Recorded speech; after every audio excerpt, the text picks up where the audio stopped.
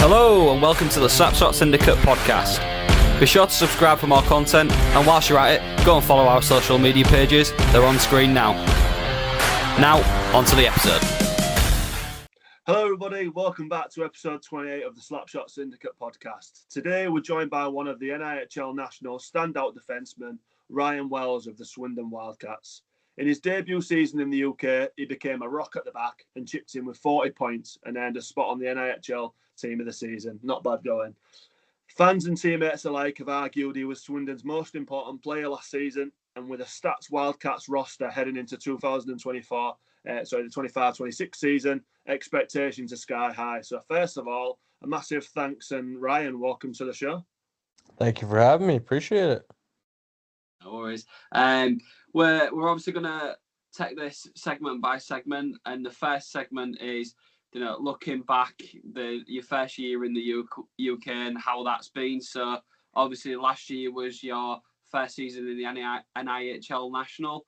What were your first impressions of the league and the style of hockey here?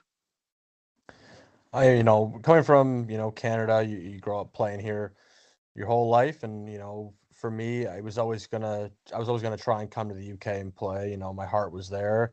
So it was a bit different at the beginning. You don't know what to expect really. First year pro, new country, new league, all that. So it takes a little bit of time to figure out who you're playing against and what their tendencies are. But once you kind of get into the swing of things, it picks up quite easily, and then your game can flourish on its own. But all in all, it's a tough league. There's no easy games. Anyone could beat anyone on any night. There's no easy games. I think it's a great league, and to see the caliber of players that are coming down or players that are joining, it's really taken a big step, I think, over the summer especially. I'm really excited to see what this year has in store. Yeah, and so how easy was it trying to settle into the dressing room? With the Wildcats players themselves, did you gel with them instantly, or did that take a little bit of time? Yeah, you've got a couple of good mates in the Swindon. Yeah, that one was an effortless transition into that change room. From top to bottom, everyone, they welcome you with open arms, and it's the best locker room I've ever been a part of in all my hockey career. So, credits to those boys. I love them all, every single last one of them. Made some really good friends for life. So, I'm looking forward to getting back over there and seeing them again, because it's been too long. Great. So before we move on to the next question, I just want to say, because you've mentioned how you've always sort of had an eye on the UK and wanted to play here. What was it that made you want to come to the UK, or what was the main thing that wanted you to come play at any level in our country? My dad was born in the UK, so my dad moved over when he was, I think like maybe 14, 15, something like that. He moved over with his brothers, and everyone else in my family stayed there. So my dad brought me back when I was 6 years old, when England were in the World Cup in Germany, come over. And my dad always wanted me to play hockey, but he still was a football fan and whatnot. So I got into that from an early age, came over, saw what it was like. Obviously a young kid, you don't really know any better. Then I come over like 6-7 years ago, went to Charlton game, see some family and whatnot, loved it. And then I just always had a passion for England. I just love the country and the culture and football. And if I could take my hockey career somewhere where I can incorporate all those things, then why not? So after school, realizing I wasn't gonna go to the NHL or whatever the case may be, what was my next step, what was gonna make me happy. And I decided that the UK was something that was really on my radar. And everything with Aaron happened pretty fast, and it was something that I just wasn't going to turn down. To be able to play hockey and see some family and watch as much football as possible, then I'm all good there. Love that. Yeah, I like to hear that. It's a real interesting story, to be fair. Like you say, when we try and ask different people from different countries what brings them here, and to have sort of like a second home here is really interesting story there.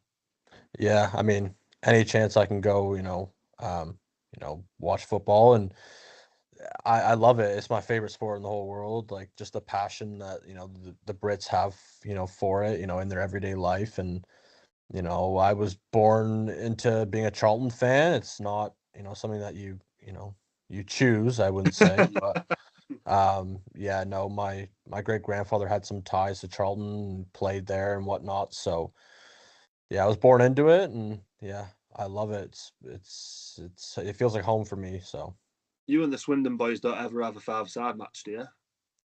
no, but I wish we talked about it one time. We were gonna say we're gonna rent out the county ground in Swindon and go play. Yeah. We've got I've got some family down in Swindon actually. Or they will live in Wootton Bassett. Do you know where? Mhm. That, Yeah, you know yeah. where that, right? And yeah, I couldn't believe that. Anyone can go and book on the side of that pitch, can't they? And can you imagine rocking up there and seeing a bunch of the Swindon Wildcats? Yes, That'd be hilarious.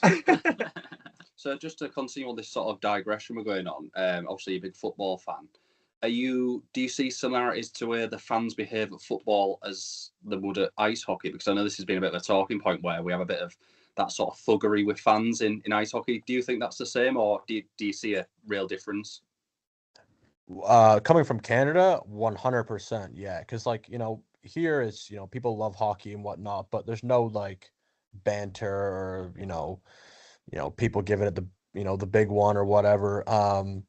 So, being a fan of football and seeing how they act, and then you come over to UK and you play on the road somewhere and you kind of feel like there's a little bit of tension between fans and whatnot, and that's what I love. So, I definitely, yeah, you can definitely relate to it. I mean, obviously I'm not a football player. I don't know what it's actually like, but there's definitely a big difference from like the fans here to fans in England where they, give up their whole weekend to, follow us at home or away or whatever the case may be. So it's definitely different, but yeah, no, the fans in the UK are awesome.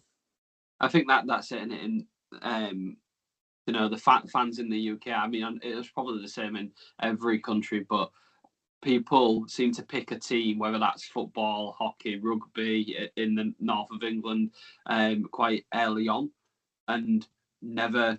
You can't swear. You can't switch. You can't swear. Like your team is your team for life. So, Hence the Charlton, yeah. yeah. So I think that's what we like, because people are that passionate about it. It becomes more of a hatred towards every other team, rather than just a love for your own. You focus a lot on the other teams and how much you hate them rather than focusing on your own sometimes, which is, I think, is the glory of it, and it makes everything just, I don't know. It's in your heart, and you just can't get rid of it. So, yeah. Yeah. So moving back to the hockey then. So this season, obviously your first season in the UK, you finished with 11 goals, 29 assists, and a nod for the team of the season. So not a bad debut season, really. How do you reflect on your first year? Yeah, I mean, I owe a lot of credit to the guys, making me feel comfortable from day one. You can't, play your game if you're not, at ease and comfortable in the locker room and whatnot. And I always just try and be myself and just play my game. I think in the beginning it takes a little bit of time to sort out. And, Aaron said that to me, you're a little bit slower in the beginning, or not slower speed wise, but getting used to things. And I think, no matter where you go in what league, it's going to always, be an adjustment. So, yeah, I mean, as a whole, the year was great. We just fell short a little bit, but we were right there in the mix. Going after Christmas, we were up there in the standings and just fell a little bit short in Coventry. But, I think those things are needed in order to, be successful, and you gotta learn from your mistakes. And we made some mistakes along the way. We dropped some games, and I think this time around it's a different story, and we're gonna learn from it and hopefully come out on the better end of the stick. But yeah, no, great first season, loved it. Decided to run it back for one more year. Love that. You wanted to push a little bit on the end of you had a question, didn't you, about the end of the season and stuff like that. So it sort of goes into the next question in the sort of series, so to speak. But yeah, I just wanted to touch on Coventry. Obviously, you got there and you didn't manage to get past the semi-finals. But what was your opinion on that as like a spectacle, being probably the biggest biggest thing in the NIHL over the season. Did you enjoy playing there? Was it the atmosphere and stuff? Yeah. I love playing in front of as many people as possible. Like, I strive for that kind of stuff. Some people get a little bit nervous or whatever the case may be. I'm not too sure, but if there's ever a packed building, then I'm ready to play my best game. And as a team, we didn't have the greatest start, but at the end of the day, like, what an experience. It's so cool how all the fans, even if their team aren't there, they're still in the building. And I just think it's such a cool thing that the league puts on, and how they do it. It's obviously very different than anything I've done here. So but yeah, no, it's definitely, game time started and you're just like, oh boy, all right, here we go. Like, it warm up and everything, you can kind of relax and have some fun, and then game time starts and you got a building full of people, and it's pretty awesome, but at the same time, maybe a little bit nerve-wracking, or but at the end of the day, it's pretty cool. With that playoff series that you went through, obviously the end of the year playoffs where you've got to decide your standing and stuff like that. You guys went like 6-0 going into playoffs.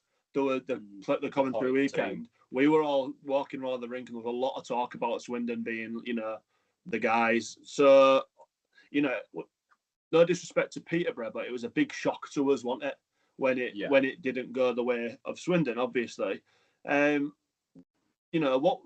What was the immediate feeling there? Did you guys feel that reputation of, we've got a massive chance here of winning this? And, what was the immediate feelings following that? I think we go into every single game the same way. Like, we're just worried about, the win and the 2 points. And I think in the playoffs, it's the same way. And, we just we got into our, into a good rhythm, go into playoffs, and, leading up to Coventry, we kind of just stayed level headed, and,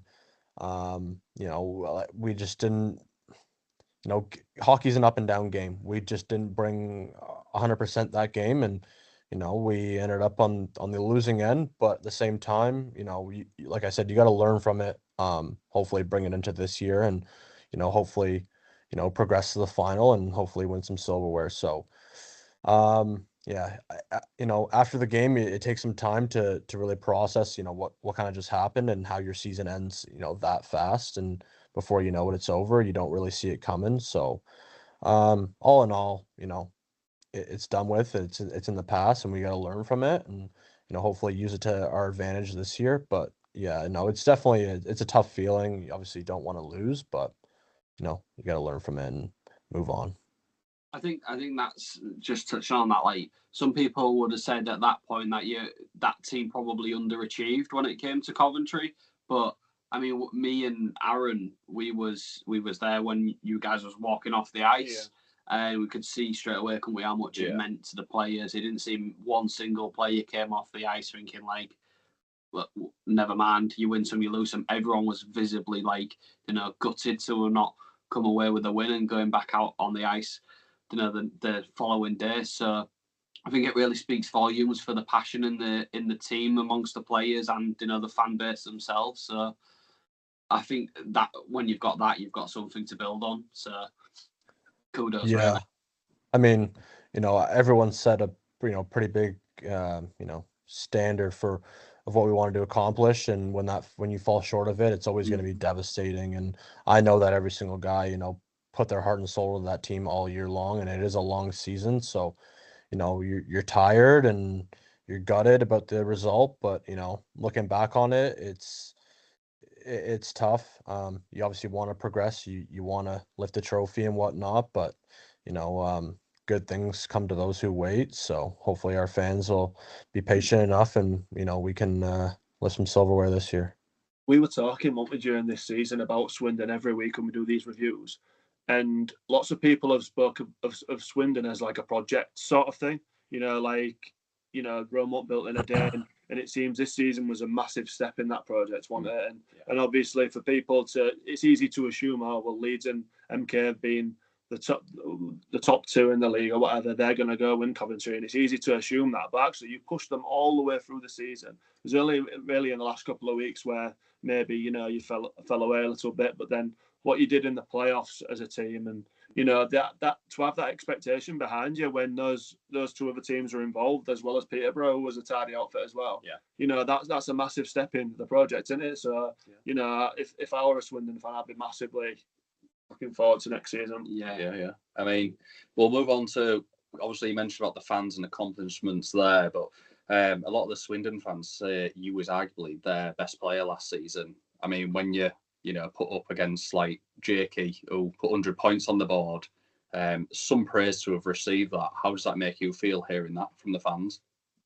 I mean, it's definitely an honor. You know, I always step on the ice and give 110%, and you know, that's just the person that I am and the player that I am. You know, obviously it's nice to hear, you know, the fans, you know, appreciate it and all that stuff. But at the end of the day, I just, you know, I play my game, and you know, I just care about the team winning, and that's literally all I care about in the end. But you know, makes me even happier to get back there and see all the fans and everything. So definitely appreciate it. It's a lot of hard work, and you know, you put your body on the line for your team, and you know, you play for the fans and your teammates. So as long as, you know, they're happy, then I'm happy. Do you know what that's got to be? That the most humble response we've received on that. So if that was me, I'd be like, "Yeah, I'm class A." I am the best in the league. I'm not a guy that, you know, I don't gloat about myself or anything like that. I just try and stay level-headed, you know, the whole time throughout the season. You know, you got highs and lows, and things can be great and things can be, you know, not so great. So you just got to stay level-headed. But you know, obviously it's great to hear that, and you know, we heard some buzz around, you know, on social media when I signed back. So it's good to see that people are excited, and you know, that's what you play for, and you want your fans to be happy and your teammates to be happy. So as long as I can provide that, then I'm happy. And yeah. And obviously you had a great season, but every season has its ups and downs. So for you personally, what was your biggest challenge you faced last year, and how did you work through it, if there was one? I can't really pinpoint, you know, a challenge. I think it's, you know, when we weren't at our best as a team, you know, trying to find ways to get out of it, you know, as a team. You know, sometimes it could be a little bit difficult, you know, but like I said, I know that guys in that room will give 110%, you know, no matter what, 110% of what they have. You know, sometimes guys are banged up, and some guys, you know, just aren't feeling it, or they're gripping their stick too much. And it's, you know, the biggest challenge was just, you know, getting out of that little rut and, you know, keep on pushing for the league. And, you know, you drop a game at home on the Saturday and you got to win, you know, away at Peterborough on the Sunday. Those things are hard. They're tough to do. Like, Peterborough's a hard place. So it's just making sure that everyone's on the same page, you know, all week long kind of thing. And, you know, just pushing as a team rather than, you know, just kind of, you know, saying, you know, poor me or whatever it is. If you're, you know, in a rut, I think, you know, the captains and whatnot would probably say the same. It's just, you know, keeping everyone in order and just wanting to, you know, make sure the team gets the win. That's a challenge no matter where you play or who you're playing with, kind of thing. Yeah. It's quite interesting to get like that insight in it, you know, from the outside looking in. Yeah. I think what I selfishly want to do is delve into this season then, because we've spoke a lot about obviously last season, but I know that there'll be plenty of people when they see Ryan Wells' interview who want to hear about, you know, this season and your thoughts on this season. So, and again, you touched on it slightly earlier, but Swindon have had a big summer. Let's just say that, you know, bringing in the likes of Ben O'Connor for one, you know, there's people who are saying like he could be one of the best signings in the league, never mind import, non-import, like the calibre he plays at. Owen Griffiths again, like you just said, from Manchester, you know, two new imports who have really steady CVs, and as well as that, keeping the power of British players that you've got. As well as yourself, obviously. So what's the buzz like inside the team at the minute? Obviously, I'm not there yet. You know, I've only, you know, spoken to most of the guys since, you know, I re-signed and whatnot, and I think everyone's pretty excited. You know, speak to Aaron a lot. Aaron and I are, you know, good buddies, and The project, as you said, is all coming together, I think. And once I took some time at home and tried to figure some stuff out here. Looking at it from afar, you're seeing the guys, Ben O'Connor and Owen Griffiths and the imports coming in. And, if I, throw my name in the hat there and I'm coming back, like, what a roster we have. So, and that's to go along with, all the Brits that, the core that they had, and like, Glenn Billing and Chris Jones and Aaron and Thomas and Pluzzi and Eddie. Like, you can go down the list. Reel and everybody off. Shout out to my boy Sam Godfrey, my D partner. Yeah. Yeah. So, it's a roster that, I think can definitely win. Don't want to achieve here, but I think we can win multiple trophies. And like I said, it all comes down to team first mentality. And I'm really excited to meet all the new guys and see all the guys from last year. I think we have a real good opportunity at our hands, and we definitely have the roster to do it. So we'll have to see in a couple weeks. I was going to ask if you at that point of re-signing, if you knew what the roster was going to shape up like, but it sounds like, it was a little bit of a later on decision that. But I imagine seeing those guys come in obviously shaped your decision in returning. Yeah, I mean, for me, I always wanted to, get into coaching, and I felt that, I had a great year last year, and, part of me didn't want to, give up on it, but, you got to make some life decisions. And I, took a step back and try to pursue those other aspirations. And, some things didn't, go as planned, or, something I hoped for.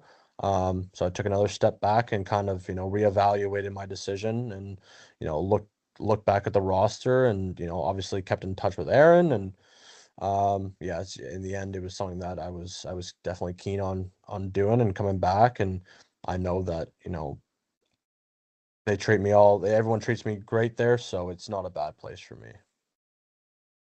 Yeah, I like that. And so, like, from the outside, looking at it as fans and, the talk amongst the forums, some people are saying Swindon are strong contenders as like a favourite this season. Do you guys feel the weight of that in the changing rooms? Do you feel like the expectation to go out there and perform at that level that fans are expecting now? Yeah, I mean, like, I think always in the back of your head, if you're a strong contender, it's always going to be in the back of your head. But I think once we get in that locker room, the task at hand is just one game at a time, and don't look too far forward. Or, if you drop some points, you don't get too down. It's just move on to the next one. I think that's kind of the mentality that we had last year. And I think, even perfecting that mentality this year will help us definitely in the long run. As much as, it's a great thing to say that, oh yeah, you're going to be contenders on paper and whatnot, but I think you just kind of sometimes have to tune out the noise and just focus on what the project is in the locker room and on the ice, and that's going to make you successful. Oh yeah. What do you think fans can expect to see from Swindon then? What style of hockey do you think they're going to be playing, if you want to give that away? I think it's just building off of what we had last year. Like, I think that, we did play a really, really good game, and, all up and down the lineup, we have guys who contribute in so many different ways. And I think it's just building on that, but, being a little bit more structured and, not making it, if you have a bad game, you still got to push and try and win that game. You can't just give up. So, without diving too deep into it, I think it's going to be a lot of building on what we had last year and tweaking a little, some things along the way, and just trying to perfect those little, tendencies that, might be up and down or whatever the case may be. So without giving too much away, because, that wouldn't be entertaining for you guys to come and watch. So obviously the league is looking really stacked this year with obviously the additional imports going around, and obviously like you guys have got players coming from the elite league to join you. Have you kept an eye on any of the other teams? Has Aaron said anything to you? What are you thinking about this year? Is there any teams in particular you're going to have an eye on? Yeah, obviously, you're always, now that you know the league, you're always looking at who's going where and whatnot. And, I think a lot of teams have made some big moves, and I think look at the likes of Sheffield and Hull and Leeds and MK. Like, there's a lot of good teams in this league, and I think they're just progressively, getting better, to say, but it's hard to, pinpoint one team and what they're, kind of doing. It's just, you kind of wait and see and focus on our group and, what our job at hand is. So Yeah. you look around the league, you see people are making moves, but, you just got to focus on us, and that's what we're going to do. We were told last week that we've never witnessed this in person, but we've been told that the Bristol Swindon derby is a bit tasty, isn't it? Yeah, not as bad as Hull and Bristol.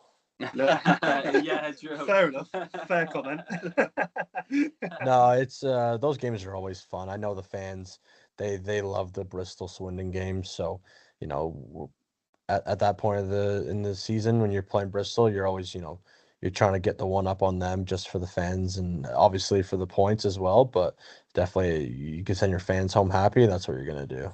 There's definitely no added reason this year that you want to beat Bristol, is there? No, I don't think. I don't know. Why? No. Who'd they get? No, there'll be no reason, would there? No. I don't know who he is. No, I'll. Yeah, Breaks, he's a good dude. I'm happy. I'm happy for him. We were roommates last year.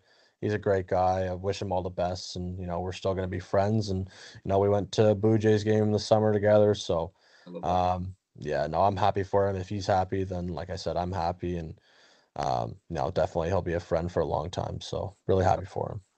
Yeah, we was a big fan of his work. We did like a little, player of the week sort of thing throughout the season, didn't we? And he was picking it up more often than not, to be honest with you. Yeah, big player. We said we gritted teeth as we didn't have somebody who was quite just firing away like that. Yeah, he's a different kind of player, different kind of person, but you gotta love him. You can put the puck in the net, and he's a great guy. And we definitely had a boatload of chemistry that it'll be missed, but that's the way the game works. And like I said, wish him nothing but the best. Yeah, no one knows those two new signings. Could do the same thing. So onwards and upwards there. Yeah. So this season then, Coventry finals weekend is always special, like you just mentioned. After that taste last year, how much motivation do you have to get back this year and possibly progress even further? As a team, I'm pretty sure, guys want to get back there and progress further. But, for myself, it's you got a little bit of taste and you want to take the next step and, prove some people wrong. And, it's a special little weekend that, the league puts on. And, it'd be even better if you can lift some silverware at the end of it. So that's what we're going to be hoping for, and we're going to be striving to. So hopefully, we'll be lifting trophy at the end of the season. Yeah, I love that. We would like to say we'd like to see you with a trophy, but that means that there's one left for our mob. So unfortunately, no. If we get knocked out, then maybe so. Yeah. I mean, Swindon are your second team anyway, so we'll. Well, I mean, I've got family down there, and so it's technically allowed, isn't it? Yeah. And actually, I went to the game last season at the Link with all Seahawks, and me, my wife, and her sister were the only Hull fans in the Hull arena. But we won on the shootout, so that was pretty good. That was a crazy game too. It was a mad game. So yeah, it was good. It was really good. But the rink and, like you said, the game and stuff like that was great. So I'll definitely be coming back this season. It was nice. So we'll move on then. More about you as a player and your identity. You've obviously built up a reputation as a great two-way defenseman, rock solid in your own right, but also a big contributor going forward as well. Which part of your game do you take most pride in? Definitely keeping the puck out of the net. Mm-hmm. As much as everyone wants to, score goals and whatnot, I love blocking a shot or, making sure that Marzi gets a shutout or whatever the case may be. I always just I'm focused on the win. I'm not too focused on, how many goals or assists I have. And I know that Clusie and I will battle all year long to see who has the most block shots, and that's Love something that we keep tabs on each other and whatnot. So there's a little competition, and I think it's something that's healthy as well. Like, you're putting your body on the line, and you're seeing who can get more block shots. It's pretty cool to see. For me, it's I love, scoring a goal, scoring a big goal, or whatever the case may be, but I'm always a guy that puts the team first. So if I can keep pucks out of the net, then I'll let the forwards and whoever else, score goals. Out of interest, who did block the most shots last season? You know what? It's a great question. I was wondering that today. Uh, That doesn't mean Tyler did, does it? And you just you know what? I'm gonna have to search that one up, and I'll let you guys know. Yeah. I want to say it's me, but Tyler will say it's him. So I'm honestly not too sure what the final result was. Yeah, just on that, obviously you're very humble about your own game, but do you think there's an element of you underrating how you play? And certainly the fans see you as such a big presence, and just obviously beyond the point, you said your main goal is to keep the puck out of the net. Do you think you maybe underrate your ability to move forward as well? No, I think it's just my mentality, really. It's not like I undermine myself. Like, I know that, my offensive game is, it is pretty good, but at the same time, like, I'm just a, two-way guy, and whatever I can dominate, on the ice at that time, whether it's in the D zone or in the O zone or in the neutral zone, I do that, and I don't want to, get too high or get too low or whatever the case may be. Yeah, maybe it's a little, I don't know how you would explain it really. I don't know. I just try and stay level-headed like throughout the whole game. So it's kind of tough to, say like for me, like, oh yeah, I'm good offensive, I'm good defensively. Like I do my job. That's it. Yeah, I think that's good though, because like you say, if you let the emotions and other factors like run you in the game, obviously that's where mistakes happen or you don't play your game. Whereas if you can sort of keep yourself level, you're in control of your own sort of like destiny. If you think of it like that, you're in control of the game and everything around it. Yeah, I think it's a big part of the game is the game is played a lot on emotion. So if you can master the, stuff, personally, if I can master being level-headed, which, I feel like I've done, then I'll get the best, version of myself night in, night out. Whether you go up 5 or you're down 5, you just stay level-headed and chip away and get the next one, or make sure that you get a shutout or whatever the case may be. There's always, every shift is a different task at hand. Yeah. I think it's a little bit of like a mental game that you play with yourself on the bench. That's the way I see it anyways. But I just try and stay level-headed and, not let, things bother me or get too high or get too low. So that might tie into our next question then, really. So the next question is what do you think separates a good defenseman in the league from a great one? And is it going to be that sort of level-headedness, or is it something else that you think makes somebody great? As a defenseman, I think like if you're on the ice and you get scored on, you're always going to take a little bit of, heat for it, or, whether that's from, the coach or yourself. And you always might blame yourself a little bit. And I think it's, brushing that to the side and focusing on the next shift. What makes a great defenseman? I don't know. Everyone's opinion is different, I think.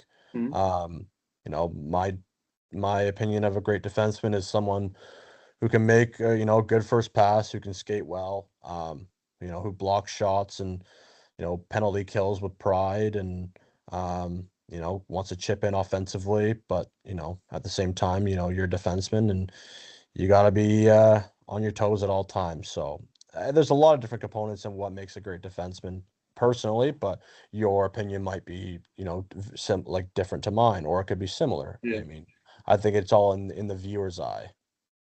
That's fair. It's an interesting answer. Yeah. I like that. So let's talk more about hockey life in Swindon. And I'm quite intrigued to find out a bit more about you in the Swindon camp sort of thing. So Swindon have built quite an identity as a club over the last few years. We've been talking about that project.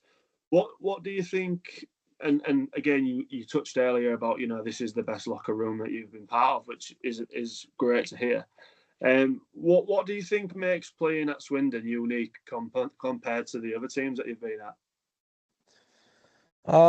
I think every single team you play for is unique in its own way, but once you get in that locker room and just see how much everyone loves each other and cares for each other, and that's from ownership to coach to the players, everyone loves each other and everyone wants the best for each other as a person, before a player. And I think that's what separates Swindon from all the other teams that I've personally played on is they care about you a person before a player. And I think that's just what gets the most out of each individual as a player, is knowing that they're cared for off the ice and on the ice.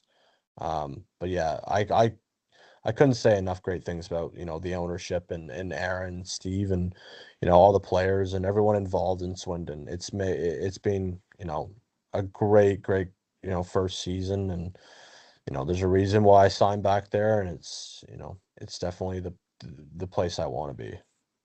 I don't think you're the first to say that as well, to be honest. Yeah, Like, a few of the guys we've talked to from the Swindon team have all said the same sort of Boozy thing. said that coming from down from Scotland, didn't he? And he was like, I've never gone to a different team or never been anywhere else because I love it. Yeah. And the way he's set up his life, there and stuff like that.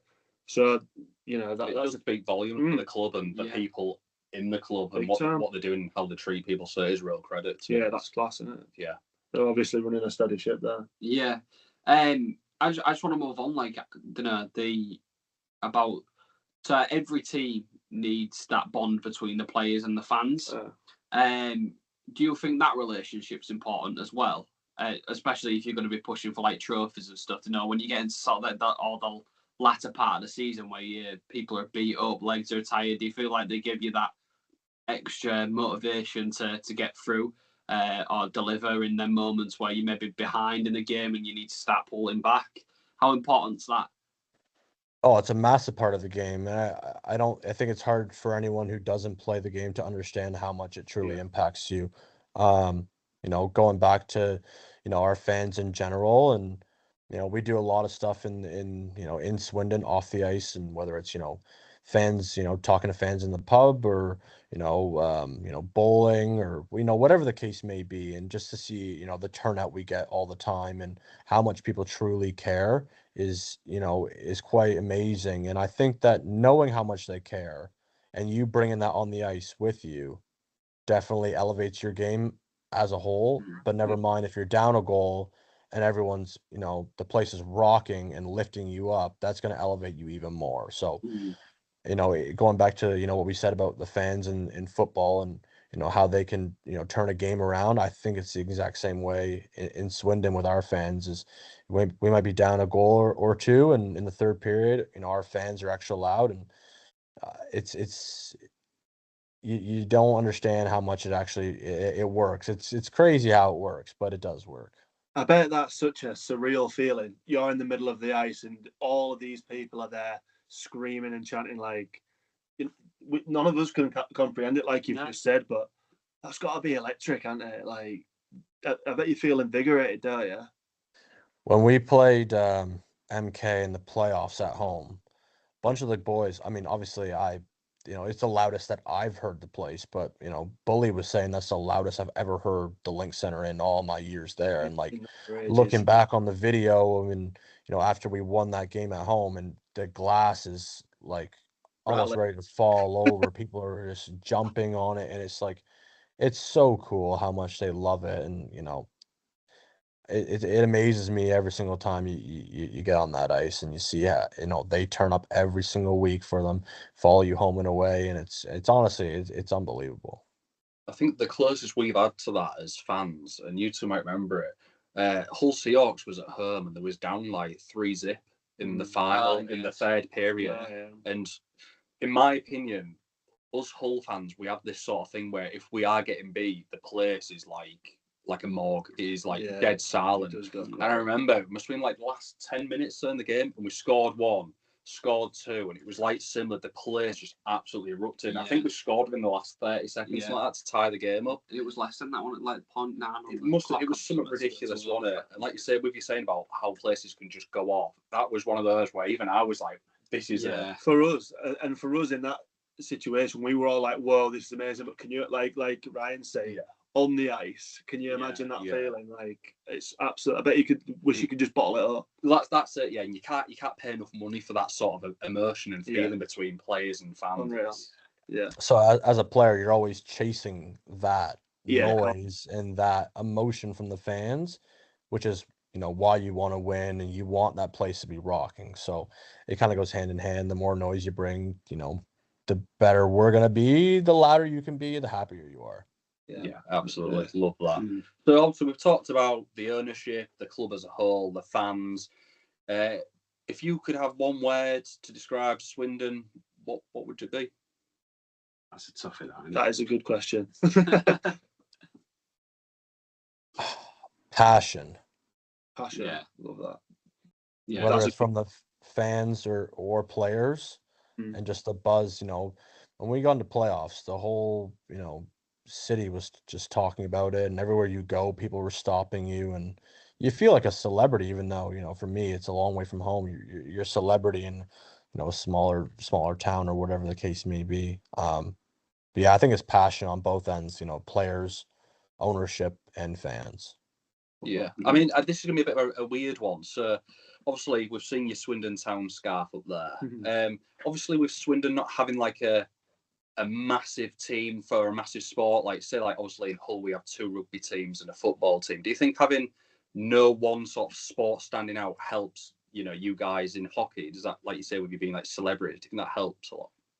Yeah, I mean, I've never, I'm from Toronto, so unless you play for the Maple Leafs, then no one knows kind of who you are, and you kind of fly under the radar. But it's nice to be recognized out in public and, talk to some fans, some people you've never met before. Some people are, familiar faces, and it's nice to hear what they kind of, think of the game. And they just want to stop by and chat. And I definitely think that, Swindon Town as a football club, like, they still, put an 8,000 in there every week kind of thing. And, our attendance is, almost at capacity every week. So I think it's a great, dynamic we kind of have where the Swindon fans are local, whether it's football or hockey. And yeah, I mean, I think it's definitely on the rise in Swindon. You can definitely see the appeal to come back, can't you? Yeah. I just think of that question. I just think it's really interesting, like you said, when you have like Manchester, obviously how big the football teams are. Does it overshadow like hockey? Where we've said it ourselves in Hull, like I say, with the rugby teams and stuff. We almost want more people in hockey, and it is overshadowed by the other sports. So also, we're just Swindon being in that little sort of niche market where the hockey's almost one of the prime sports. It's really interesting. Must be good to be like a player in that city as well as being a fan in that city. Yeah, that's cool. And I think the beauty of hockey is, like, especially because we're quite blue and raw, like we've not been watching it that often, but the accessibility of hockey is ridiculous compared to any other sport. Like, no, I won't say no footballer, but if you saw, like, you wouldn't go after a Hull City match Swindon Town or wherever and be able to chat and be those and interact, but hockey's completely opposite. That's why it's built on, and you guys have just said that, bowling and all that, like that would be so huge, wouldn't it, everywhere to go, and that's why hockey's so amazing, isn't it? I agree with that. I just want to sort of move on to like looking ahead and what how you see this season going and what you want out of it. So first part of that being, what are your personal goals for this season? Is it to put up some more point contributions, or like you say, some more shutouts? And then as a follow-up, same question, but as a team? Obviously, you want to contribute in every single way. You want to, put up more points than you did last year. But as much as I want to do that, like I said, the end goal is to get the win at the end of the day. And,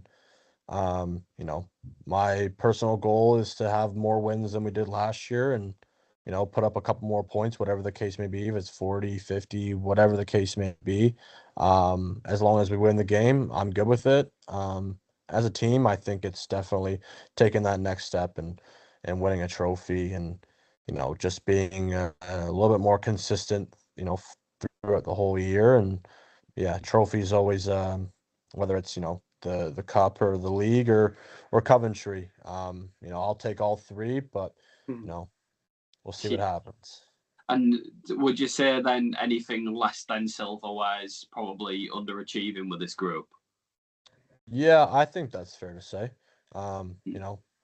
I think we're definitely ready for it as a group. We learned a lot from last year. There's things we're going to tweak.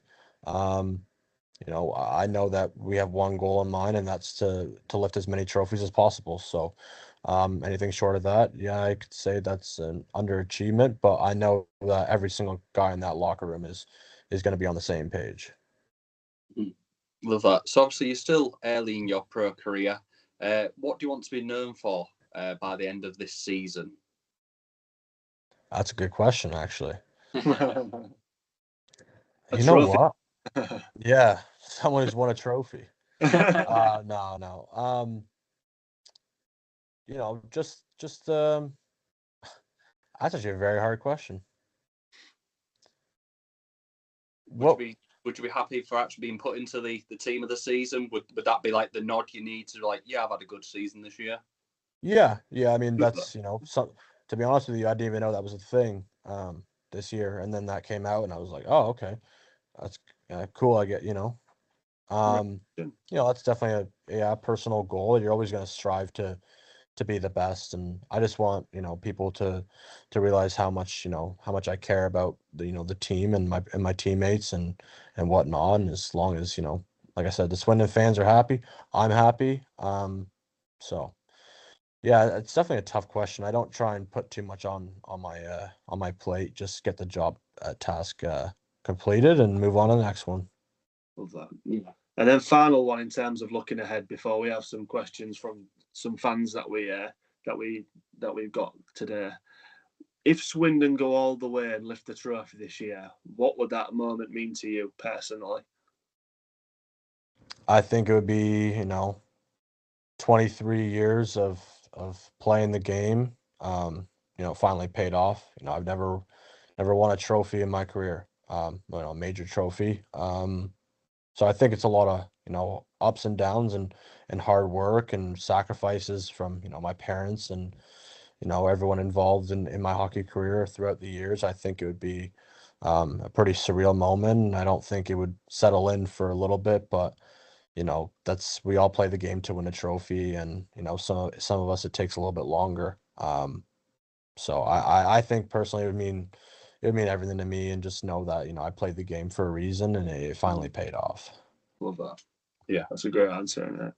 So yeah, let's go into some fan questions then. So you were talking about how much they're how interactive they are, and we definitely had a lot of questions. But not all of them made it, but we picked a few good ones for you. So the first one was: is there a story behind your number? No, I mean nothing too crazy. I when I was in the OHL here, I was number 2 and went to school, and I was number 11 there, and then deciding what number I was going to be last summer. I didn't really have a clue. I knew that both those numbers were kind of in the past, and wanted to pick something different and how I can mush them together kind of thing. And obviously my dad was born in England. He was born on the 12th of August. My girlfriend's born on the 12th of January, so it just seemed kind of something 11, 2, you mush them together, you got birthdays and everything, so yeah. Love that. I always thought he was going to say something that there was a famous Charlton striker that was number 12. That's good, getting some brownie points in. I rate that. Yeah, I rate that. Helps. Do you want to take the next one, Ben? Yeah. So who are the big personalities in the Swindon team that fans might not know about? Everyone knows Pluzzi is a big personality. Someone under the radar, like Babris, Godfrey. Those are my two, the two guys I hang out with the most. And, a big personality that is actually a quiet guy is Chris Jones. Yeah. You wouldn't expect that from him either. He's hilarious. He is hilarious. I love that. Another question we've had is, which teammates would you say are underrated or don't get the credit they deserve?